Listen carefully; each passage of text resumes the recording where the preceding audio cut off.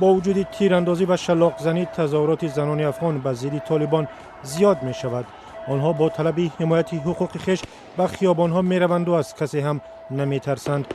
7 سپتامبر یک تظاهرات بزرگ زنان در کابل را با تیراندازی به هوا پراکنده کردند.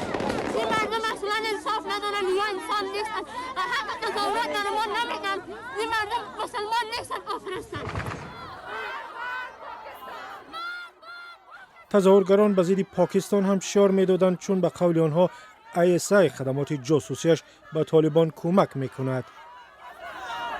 ما آیسا را نمی‌خواهیم که برای ما حکومت بسازد. افغانستان یک کشور مستقل آزاد هست و همیشه میباشد.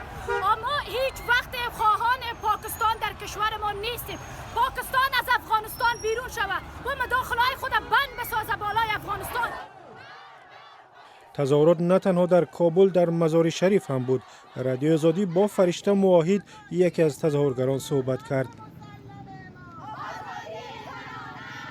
امشب ما در یک گروپ از خانمایی که هستیم، ما حتی گفتیم برابر یک چادر ما جای آن باشه، ما از وطن خود باید دفاع کنیم.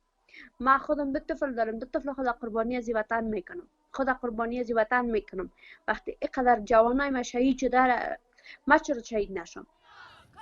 فرشته میگوید طالبان کارخانه لباسدوزیش را بستند. ما چیز ما امروز بسته کردیم. پس اونا خودتان ببینید که خانمی که چندین جای کار میکرد امروز در خانه شیشته. پس مثل ما ولی چقدر خانم‌های دیگر در خانه است. ما تقریبا 15 فامیل همراه ما کار میکردن. تظاهرات روز 8 سپتامبر در کابل ادامه کرد و این ویدیویش به دستی رادیو آزادی رسید. در شهر قندوز گروه از زنان برقپوش به نشان حمایت از طالبان راهپیمایی کردند.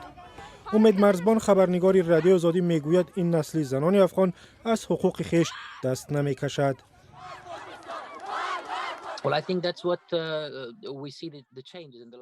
آنچه ما می‌بینیم بیانگر تغییرات است که افغانستان در 20 سال گذشته داشت. دستاوردهایی که زنان افغان از آنها میگویند. ما آن را در کوچه‌های کابل می‌بینیم که چگونه زنان دلیرانه رو به روی طالبان می‌ایستند و حق خویش را طلب می‌کنند. آنها جان خود را در خطر می‌گذارند. شاید تعقیب شوند، ولی با وجود این دلیرانه به کوچه می‌روند و شعار می‌دهند و حق خود را طلب می‌کنند.